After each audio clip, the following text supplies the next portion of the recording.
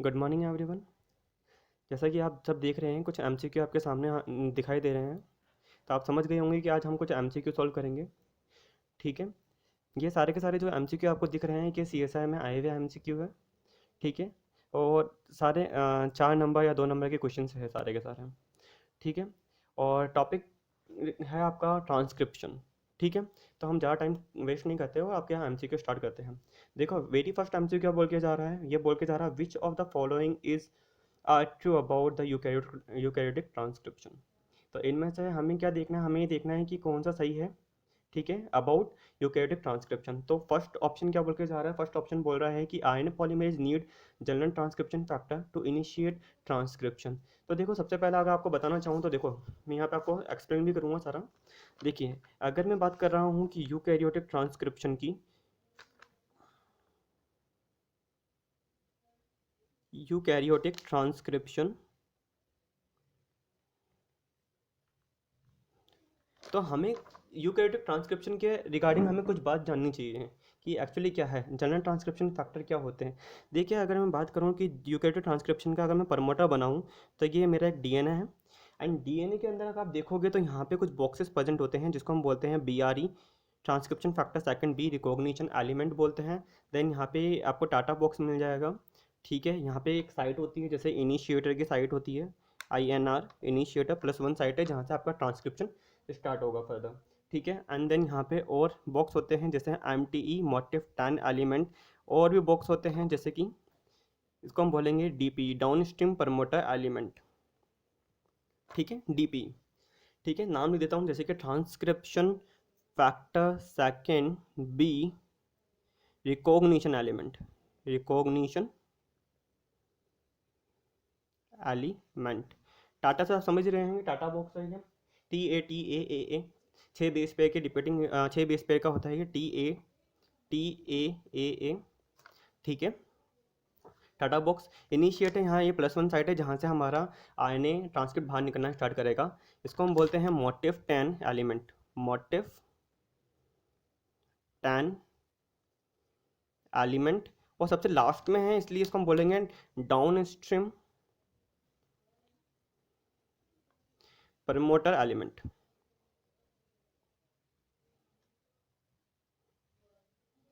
ठीक है। अब देखो यहाँ पे क्या होता है, जब भी मैं ट्रांसक्रिप्शन स्टार्ट करता हूँ, मैं ज़्यादा डिटेल नहीं ले रहा बट मैं आपको एकदम बेसिक पूरा बता के इस क्वेश्चन को पूरा एकदम अच्छी तरह समझाता हूँ। देखो क्या होता है, जब भी ट्रांसक्रिप्शन स्टार्ट होगा तो यहाँ पे सबसे पहले क्या होगा, जब टाटा बॉक्स है तो टाटा बॉक्स पे हमारा टाटा पे TBP टाटा बाइंडिंग प्रोटीन आके बाइंड करती है। टाटा बाइंडिंग प्रोटीन बाइंड करेगी तो यहाँ पे फिर और फर्दर हमारे क्या आएंगे, ट्रांसक्रिप्शन फैक्टर आएंगे। जैसे हम बोल सकते हैं यहाँ पे आएगा टैप्स TBP एसोसिएटेड फैक्टर आएंगे। ये दोनों का हम बोल सकते हैं क्या, ट्रांसक्रिप्शन फैक्टर सेकंड डी भी बोल देते हैं। उसके बाद आता है ट्रांसक्रिप्शन फैक्टर सेकंड ए आता है, ट्रांसक्रिप्शन फैक्टर सेकंड ए आता है। देन अगर हम देखें तो ये पूरी एक सीरीज में आते हैं ये continuously. Transcription factor second B आके बाइंड करता है। उसके बाद अगर हम देखते हैं तो उसके बाद ट्रांसक्रिप्शन फैक्टर सेकंड एफ आके बाइंड करता है। उसके बाद अगर हम देखेंगे तो यहाँ पे आरएनए पॉलीमरेज आके बाइंड करेगा, आरएनए पॉलीमरेज। और उसके बाद अगर हम देखें तो यहाँ पे transcription factor second E, transcription factor second E. And transcription factor second E के बाद कौन आएगा, ट्रांसक्रिप्शन फैक्टर सेकंड एच आके बाइंड करते हैं। ये सारे के सारे क्या होते हैं, कंटिन्यूसली बाइंड करते हैं और तब जाकर हमारा इनिशिएशन स्टार्ट होता है ट्रांसक्रिप्शन का। मैं वापस एक्सप्लेन कर देता हूँ। देखो जो मैंने यहाँ पे स्टार्टिंग में आपको जो बनाया है, ये 5' एंड है और ये 3' एंड, 3' एंड है। ठीक है। एज इट इज़ यहाँ पे 5' और 3'। तो मैंने यहाँ देखा ये पूरा का पूरा मैंने जो बनाए हैं ये प्रमोटर है।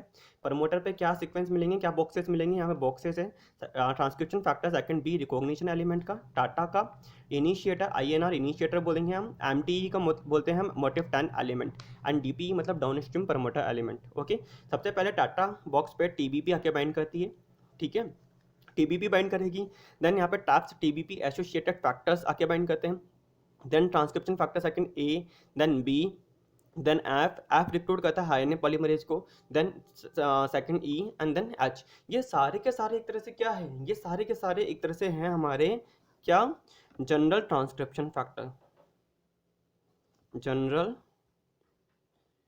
ट्रांसक्रिप्शन ट्रांसक्रिप्शन फैक्टर्स, ये सारे के सारे क्या है, जनरल ट्रांसक्रिप्शन फैक्टर है जो कि हमारे ड्यूरिंग ट्रांसक्रिप्शन इनिशिएशन बाइंड करेंगे। ऐसे हम देखें तो स्पेसिफिक ट्रांसक्रिप्शन फैक्टर भी होते हैं। वो अगर अपन सारे ट्रांसक्रिप्शन फैक्टर को अगर नोटिस करें तो मोर देन 300 ट्रांसक्रिप्शन फैक्टर आ जाएंगे। बट हमारे को जो मेन याद करने होते हैं फॉर CSIR, हमें ये तो याद होने ही चाहिए। ठीक है, अब देखो जनरल ट्रांसक्रिप्शन फैक्टर, तो यहाँ पे क्वेश्चन ने क्या बोला कि which one of the following is true about the eukaryotic transcription.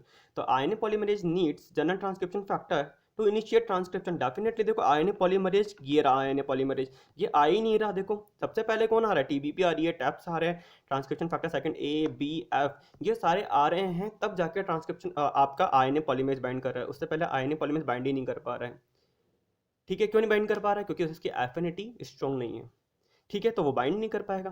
तो यहाँ पे मेरे को RNA पॉलीमरेज को बाइंड करवाने के लिए किसके ऊपर, प्रमोटर के ऊपर, मुझे क्या चाहिए, जनरल ट्रांसक्रिप्शन फैक्टर चाहिए होते हैं। तो ए ऑप्शन क्या हो गया, एकदम करेक्ट हो गया। देन उन्होंने नेक्स्ट उन्होंने बोला है कि tissue specific transcription factor bind to TATA box. तो ऐसा कुछ होता नहीं है कि टिश्यू स्पेसिफिक ट्रांसक्रिप्शन फैक्टर ही बाइंड करेंगे टाटा बॉक्स के साथ में। अप्रोक्सीमेट अगर देखा जाए तो वैसे 32% आपके जो प्रमोटर है उसी के अंदर आपका क्या होगा, टाटा बॉक्स प्रेजेंट होगा।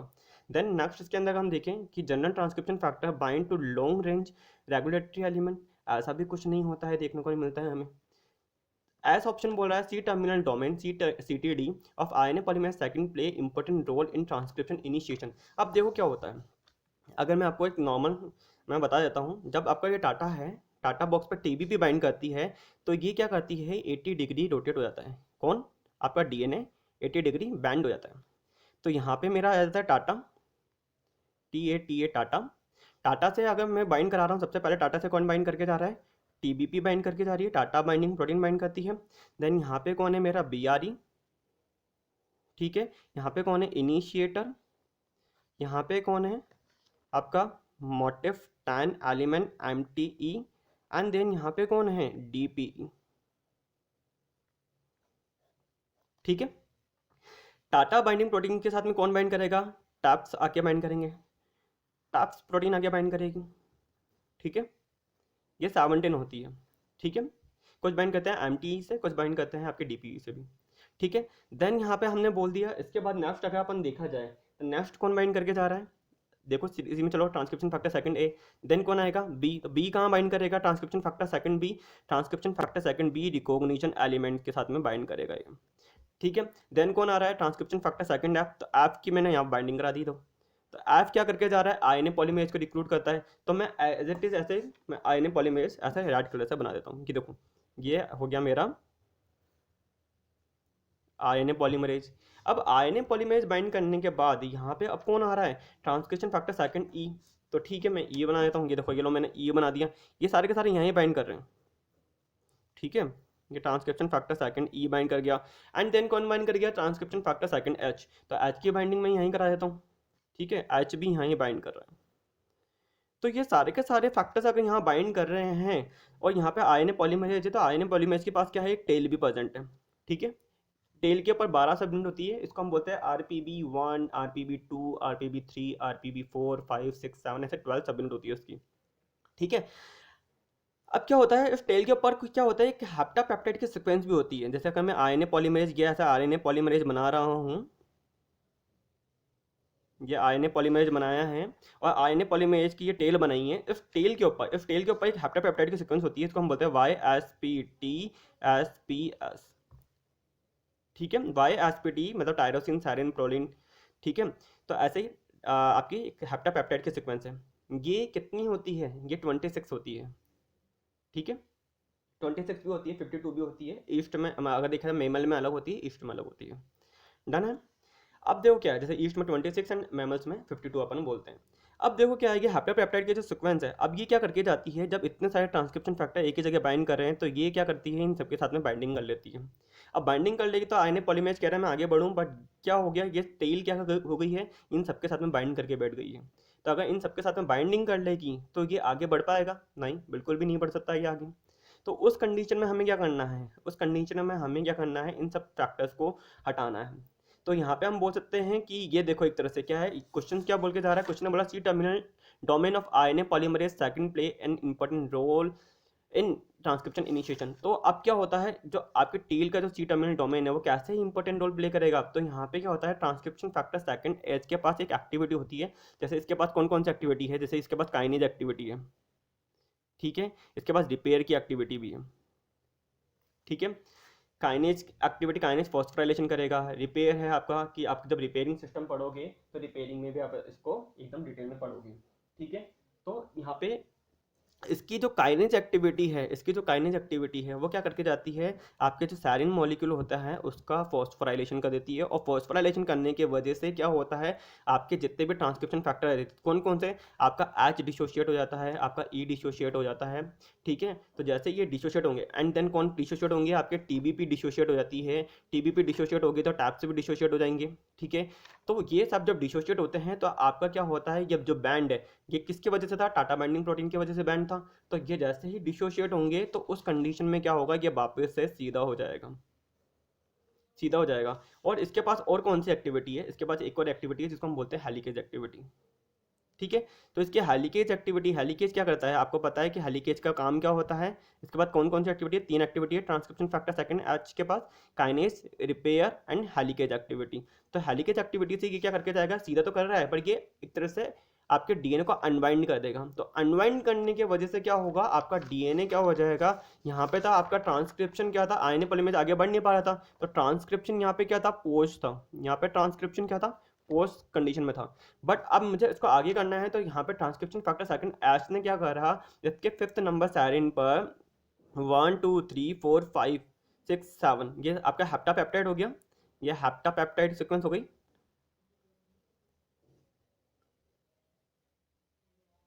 ठीक है। अब ये क्या करके जाएगा, ये आपके 5th नंबर सैरिन का फॉस्फोराइलेशन कर देगा। देखो 1 2 3 4 5, तो इस सैरिन का जो टेल के ऊपर ये 5th नंबर सैरिन होता है उसका फॉस्फोराइलेशन कर देता है, जिसकी वजह से ये आपके जो ट्रांसक्रिप्शन फैक्टर है वो डिसोशिएट हो जाते हैं। जैसे डिसोशिएट होंगे ये क्या करके जाएगा, ट्रांसक्रिप्शन इनिशिएशन वापस से कंटिन्यू हो जाएगा, ठीक है। यहाँ तक समझ में आया, ठीक है। और डिटेल में पढ़ने के लिए हम क्लास में देखते ही ये अपन की कैसे करते हैं ये, ठीक है। तो यहाँ पे जो क्वेश्चन था इसमें ये बोला था, which one of the following are true about the eukaryotic transcription. तो देखो यहाँ पे C terminal domain of RNA polymerase second play an important role in transcription initiation, definitely ये एकदम सही हो गया। तो आपका कौन सा ऑप्शन सही हो जाएगा, एक तो आपका हो जाएगा पी सही हो जाएगा, ठीक है, क्योंकि जनरल ट्रांसक्रिप्शन फैक्टर का रोल है। एंड देन आपका एक हो जाएगा कौन सा, एस। तो आंसर इज डी आंसर हो जाएगा इसका। यहाँ तक एकदम समझ में आया, ठीक है। अब देखिए अपन नेक्स्ट क्वेश्चन की तरफ मूव करते हैं, ठीक है। नेक्स्ट क्वेश्चन क्या कह रहा है, नेक्स्ट क्वेश्चन बोला इन यूकैरियोटिक ट्रांसक्रिप्शन भाई आरएनए पॉलीमरेज सेकंड, यहाँ ध्यान रखना है कि पॉलीमरेज कौन सा बोल रहा है, क्योंकि यूकैरियोटिक में ट्रांसक्रिप्शन में 3 प्रकार के आरएनए पॉलीमरेज है, RNA polymerase first, RNA polymerase second, RNA polymerase third.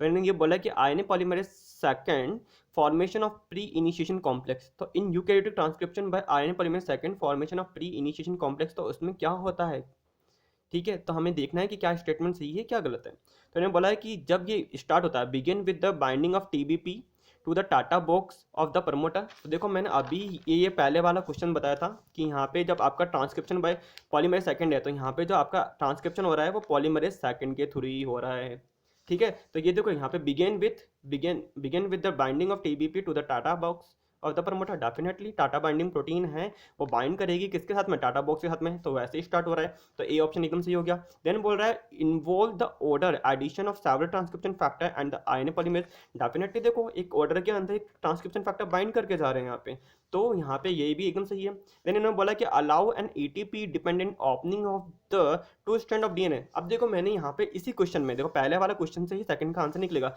मैंने आपको क्या बोला था कि ट्रांसक्रिप्शन फैक्टर सेकंड एच के पास कौन कौन सी एक्टिविटी है, kinase, repair and helicase activity है। तो हेलिकेज एक्टिविटी है तो ये क्या करके जाएगा, ये अनवाइंडिंग करेगा, ये डीएनए की अनवाइंडिंग करेगा। अनवाइंडिंग करेगा तो आपको पता है हेलिकेज क्या होता है, ईटीपी डिपेंडेंट एक्टिविटी है ये।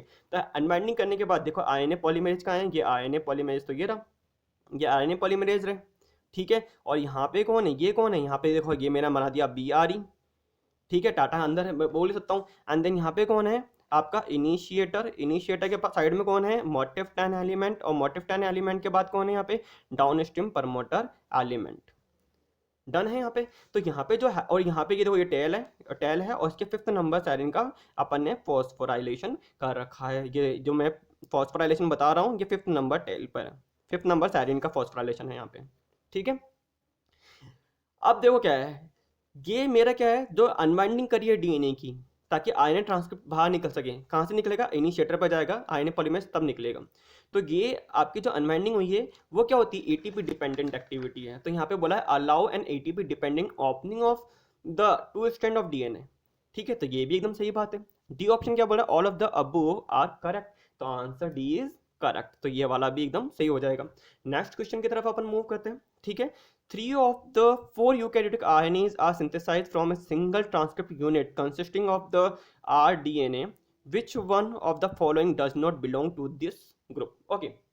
अब देखो यहाँ पे क्या बात करी है, बहुत ही अच्छा क्वेश्चन दिया इन्होंने। देखो क्या कहना चाह रहे हैं, इन्होंने बोला है कि ये बोल रहे हैं 3 of the 4 eukaryotic RNA। ठीक है, मतलब ये आप बोल रहे हैं कि eukaryotic RNA are synthesize from a single transcript unit consisting of rDNA. तो आरडीएनए की बात करें, अगर मैं बोल के जा रहा हूँ कि मैं अगर डीएनए बना रहा हूँ, ये मैं आरडीएनए बना रहा हूँ, आरडीएनए है ये। आरडीएनए के अंदर मैं बात कर रहा हूँ तो यहाँ पे क्या होती है, 45S आरएनए की जीन होती है यहाँ पे। ये अगर मैं बात कर रहा हूँ यहाँ पे प्रमोटर है, तो यहाँ पे क्या होगी, जीन भी प्रेजेंट होगी, तो यहाँ पे 45S आरएनए की जीन प्रेजेंट होती है। ठीक है, अब यहाँ पे क्या होता है कि आरएनए की अगर हम देखें तो यहाँ पे ये क्या करता है, यहाँ पे इनकी ट्रिमिंग होती है, प्रोसेसिंग होती है, एंड यहाँ पे कुछ स्पेशल सीक्वेंस होती है जो रिमूव होती है। ये 45S आरएनए देन कन्वर्ट होता है 41S आरएनए के अंदर। 41S आरएनए की वापस ट्रिमिंग होगी, ये 30S आरएनए के अंदर, 20S आरएनए के अंदर कन्वर्ट होता है। तो यहाँ पे जो जीन प्रेजेंट होती है, ये क्या बना के जाते हैं, ये एक तरह से बना के जा रहे हैं यहाँ पे क्या, 18S आरएनए।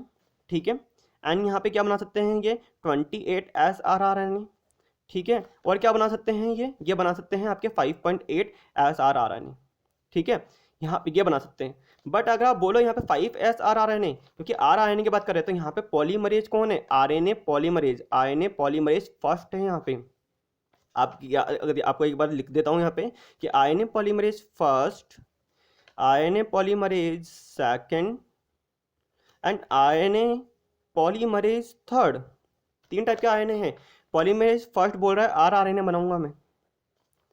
ठीक है, ये बोल रहा है कि एमआरएनए बनाऊंगा। ऐसे तो बहुत सारे बनाते हैं कि एमआरएनए बनाएगा, एमआईआरएनए बनाएगा, एसआईआरएनए, स्मॉल इंटरफेरिंग आरएनए, ये बना के जाएंगे। और ये पॉलीमरेज थर्ड बोल रहा है कि मैं क्या बनाऊंगा, टीआरएनए में बना के जाऊंगा। और ये बोल रहा है मैं और भी बना रहा हूँ क्या, 5S आरएनए में बना के जाऊंगा। ठीक है, और ये बोल रहा है इतना ही नहीं, स्प्लाइसिंग में आप पढ़ते हो Q6SN आरएनए, ये बोल रहा है वो भी मैं ही बनाऊंगा। ठीक है, एमआरपी आरएनए भी यही बनाएगा। तो ये क्या होता है, तो इसने बोला कि आरएनए से क्या बन रहा है, मतलब आरएनए अगर अपन देख रहे हैं आरएनए पॉलीमरेज फर्स्ट क्या क्या बना के जा रहा है, तो ये 18S आरएनए बना रहा है, 28S आरएनए बना रहा है, 5.8S आरएनए बना रहा है। बट अगर मैं बात करूं किसकी, 5S आरएनए की, तो 5S आरएनए कौन बनाता है, इसके लिए चाहिए होता है आरएनए पॉलीमरेज थर्ड, और यहाँ पे प्रमोटर चाहिए होता है, प्रमोटर टाइप फर्स्ट। तो यहाँ पे टाइप फर्स्ट प्रमोटर होगा, तो यहाँ पे जीन प्रेजेंट होते हैं। यहाँ पे अगर आप बात करें कि पॉलीमरेज थर्ड है, आपका प्रमोटर टाइप फर्स्ट है, तो यहाँ पे कुछ बॉक्सेस प्रेजेंट होते हैं, जैसे बॉक्स ए प्रेजेंट होता है, बॉक्स सी प्रेजेंट होता है। ठीक है, इनकी भी लोकेशन यहाँ पे इनिशिएटर की जो आपकी साइट होती है वो +1 अपस्ट्रीम टू प्रमोटर होती है। देन यहाँ पे ये इसकी जो बॉक्स ए की साइज़ होती है +52 +70 होती है, बॉक्स सी की जो साइज़ होती है वो +82 +90 होती है। ठीक है, अब देखो यहाँ पे क्या होता है कि यहाँ पे भी एक पर्टिकुलर सीक्वेंस में क्या करते हैं, ट्रांसक्रिप्शन फैक्टर आके बाइंड करते हैं। तो जैसे कि ये मैंने बना दिया है प्रमोटर, प्रमोटर कौन सा है, टाइप फर्स्ट प्रमोटर है, तो यहाँ पे प्रमोटर पे कौन बाइंड करेगा, ट्रांसक्रिप्शन फैक्टर थर्ड, क्योंकि आरएनए पॉलीमरेज थर्ड है तो यहाँ पे थर्ड बाइंड करेगा, थर्ड ए बाइंड करता है। देन यहाँ पे कौन बाइंड करेगा, transcription factor third C bind करेगा। देन कौन बाइंड करेगा, transcription factor third B bind करेगा। देन कौन बाइंड करता है, यहाँ पे टीबीपी बाइंड करती है। देन कौन बाइंड करेगा, आरएनए पॉलीमरेज थर्ड बाइंड करेगा। देन ये क्या बना के जाएगा, ये क्या बना के जाएगा, ये बना के जाएगा आपका 5S आरएनए। डन है, तो यहाँ पे ऑप्शन क्या हो जाएगा, इसने बोला 3 of the 4 eukaryotic RNA are synthesized from a single transcription unit consisting of the rDNA. Which one of the following does not belong to this group? तो 5S rRNA इससे बिलोंग नहीं करता है। ठीक है, नेक्स्ट क्वेश्चन की तरफ हम मूव करते हैं। नेक्स्ट क्वेश्चन देखो क्या क्या जा रहा है। नेक्स्ट क्वेश्चन बोला है रो factor is involve in termination of transcription in prokaryotic. तो यहाँ पे बात हो रही है प्रोकैरियोटिक ट्रांसक्रिप्शन के टर्मिनेशन की, ठीक है। तो ये बोल के जा रहे हैं कि genetic manipulations indicate that row-dependent termination require the presence of specific recognition sequence on the newly synthesized RNA upstream of the termination site। देखो यहाँ पे क्या बोल रहे हैं कि आपका जो प्रोकैरियोटिक ट्रांसक्रिप्शन होता है उसमें जो टर्मिनेशन होता है वो दो टाइप का होता है, रो डिपेंडेंट एंड रो इंडिपेंडेंट। तो यहाँ पे इन्होंने किसकी बात करी है, रो डिपेंडेंट की बात करी है, ठीक है। तो इसको अगर आपको अगर मैं समझाना चाहूँ तो इसको एक बार बता देता हूँ कि कैसे होता है। देखो ये अगर मैं डीएनए बात कर रहा हूँ, ये मेरा डीएनए है, मतलब प्रोकैरियोटिक डीएनए है, मेरा नहीं, ठीक है। तो यहाँ पे एक साइट होती है रूट साइट, रो यूटिलाइजेशन साइट होती है, रो यूटिलाइजेशन साइट होती है। और ये कौन है, मेरा आरएनए पॉलीमरेज। और जब हम टर्मिनेशन की बात करें, रो डिपेंडेंट की बात करें, तो यहाँ पे मैं समझ गया हूँ कि इलोंगेशन हो गया होगा, बहुत सारा आरएनए ट्रांसक्रिप्ट बाहर निकल गया होगा। तो यहाँ पे क्या होता है, ये 5 प्राइम एंड है और ये मेरा 3 प्राइम एंड होगा, क्योंकि बाहर जो निकल रहा है वो 5 प्राइम होगा, ठीक है। तो यहाँ पे क्या होता है, रूट साइट है, यहाँ पे एक फैक्टर होता है रो। रो क्या होता है, ये देखो ये रो मैंने बना दिया है, ठीक है। रो के पास क्या होती है, एटीपी डिपेंडेंट हेलिकेज एक्टिविटी होती है, ये मैंने बनाया है रो। और रो के पास कौन सी एक्टिविटी है, मैं लिख देता हूँ यहाँ पे, इसके पास होती है एटीपी डिपेंडेंट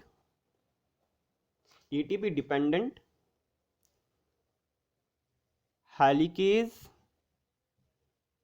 एक्टिविटी, ठीक है। और ये क्या होता है, एटीपी डिपेंडेंट हेलिकेज एक्टिविटी है, हेक्सामर है, 6 सब यूनिट है इसकी, ठीक है। क्या है ये, हेक्सामर है, रो क्या है, हेक्सामर होगा, ठीक है। और इसके पास क्या है, और कौन सी एक्टिविटी, ये इसके पास है आरएनए रिकॉग्निशन मोटिव, इसलिए ये आरएनए से बाइंड करके बैठा हुआ है। आरएनए रिकॉग्निशन मोटिव मतलब जिसके पास आरएनए रिकॉग्निशन मोटिव एक्टिविटी होगी वो आरएनए से बाइंड करेगा, वो आरएनए को रिकॉग्नाइज कर सकता है। डन है यहाँ तक। अब देखो क्या होता है, जब ये रूट साइड क्या होती है, अंदर आती है। देखो नेक्स्ट पोजीशन में क्या होगा, मैं आपको बता देता हूँ। नेक्स्ट पोजीशन में क्या होगा, आरएनए पॉलीमरेज आगे बढ़ेगा, ठीक है, आरएनए पॉलीमरेज आगे बढ़ेगा,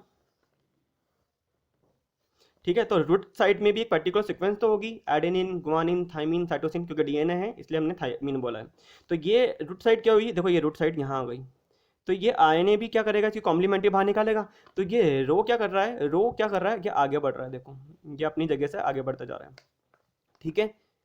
ये कहाँ आ रहा है, ये 3 प्राइम एंड, 5 प्राइम से 3 प्राइम एंड की तरफ आ रहा है, पीछे की तरफ आ रहा है।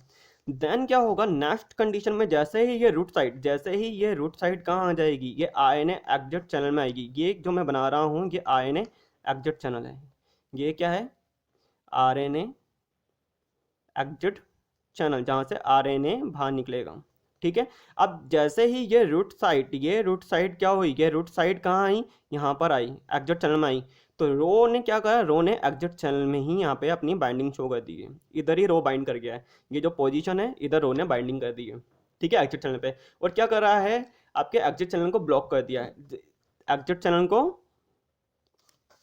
ब्लॉक कर दिया, जिसकी वजह से आपका क्या हो गया, टर्मिनेशन खत्म, आरएनए एग्जिट चैनल ब्लॉक, जिसकी वजह से क्या होगा, टर्मिनेशन ओवर। तो ये होता है आपका रो डिपेंडेंट टर्मिनेशन, ठीक है। वापस देख लेते हैं, आपका ये डीएनए, ये मैंने डीएनए बनाया है, डीएनए मेल्ट डीएनए है, आरएनए पॉलीमरेज बाइंड करके बैठा हुआ है, आरएनए पॉलीमरेज बाइंड करके बैठा हुआ है। यहाँ पे एक रूट साइट है, इसको हम बोलेंगे रो यूटिलाइजेशन साइट, ठीक है।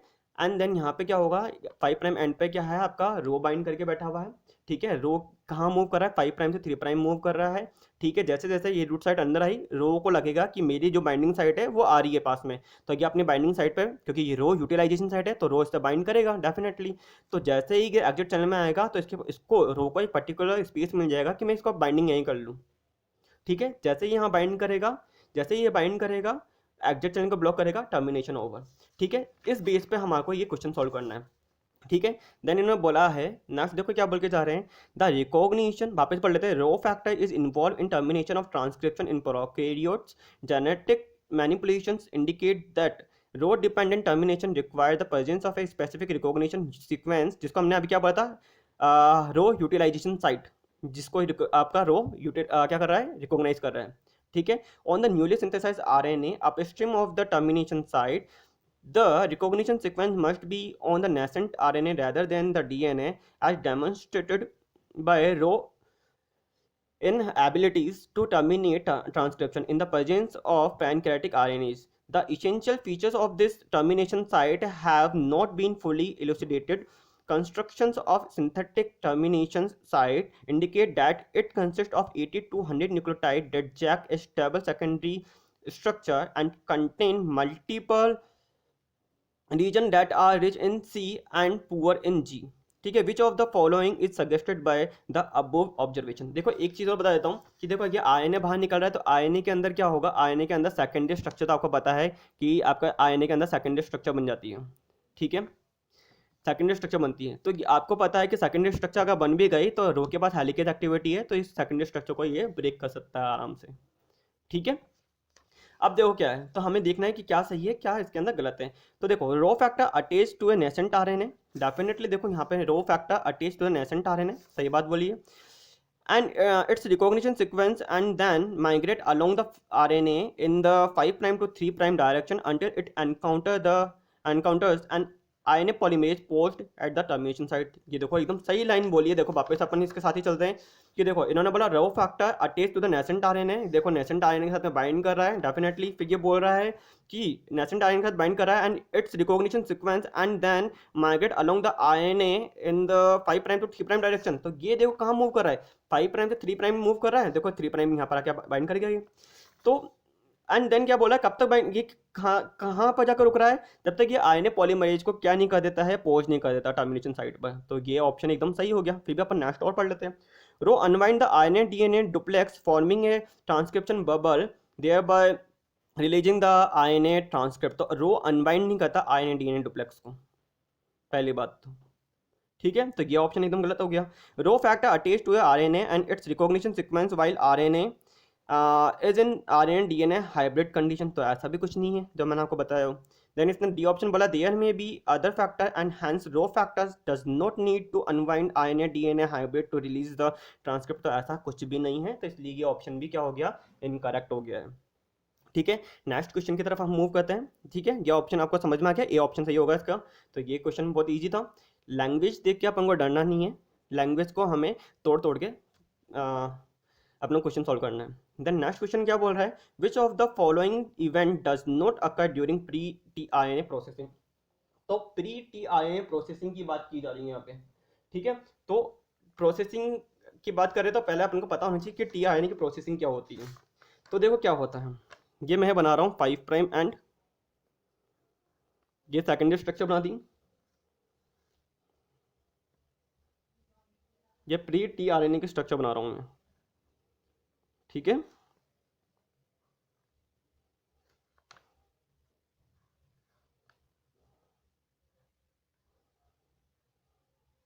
ये 3' एंड है, ये 5' एंड है, ठीक है। आपने सोच रहे होंगे ऐसे कैसे स्ट्रक्चर बना दिया सर ने। देखो अभी इसकी प्रोसेसिंग कर रहे हैं, तो प्रोसेसिंग करते समय यहाँ पे जो कट लगेगा, इसको इस पार्ट को जो कट करेगा वहाँ पे आएगा आरएनएस पी, ठीक है। और यहाँ पे जो कट करेगा आएगा, यहाँ पे जो कट करेगा आरएनए को क्लीव करेगा वह है आरएनएस डी, ठीक है। और आरएनएस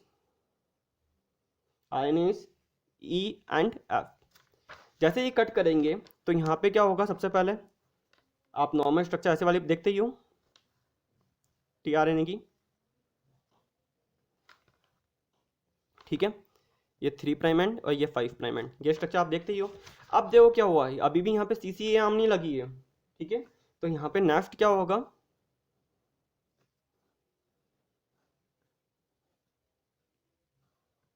तो ये 5' एंड था और यहाँ पे क्या लग जाएगी सी ए, ठीक है, 3'। तो इसको हम बोलते हैं ना एक्सेप्टर आर्म, ठीक है। डी लूप होता है डाईहाइड्रोयूरेडिन, टी साई सी लूप होता है थाइमिडिन, स्यूडोयूरेडिन, साइटिडिन एंड आपका एंटीकोडोन आर्म होती है। तो क्या पढ़ते हो ना, तो ये एक तरह से क्या है, ये है आपकी प्रोसेसिंग ऑफ प्री टीआरएनए।